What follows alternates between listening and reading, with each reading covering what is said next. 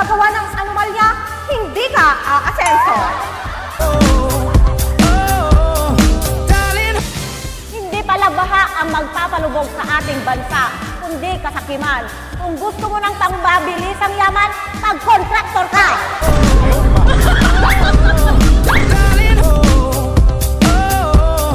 Ang dami ninyong ginagawang proyekto.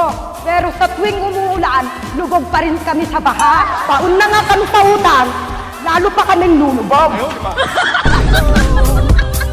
Kung kasing bilis lang sana ng release ng budget ang pagbaba ng baha, solve sana ang problema natin na nasasabing flood control, pero laging nauuwi sa swimming lesson tuwing bumabaha. Kayo lang ang kontraktor na kahit hindi bumabaha, pero sigurado umaapaw sa kayamanan. Yung iba, ribbon cutting lang, pero walang tunay na ginhawa. Sa dami ng ginagastos at nilalabas na pondo, hindi ba pwede siguraduhin at matibay at hindi bara-bara ang paggawa? Para hindi gawa ngayon, sira bukas.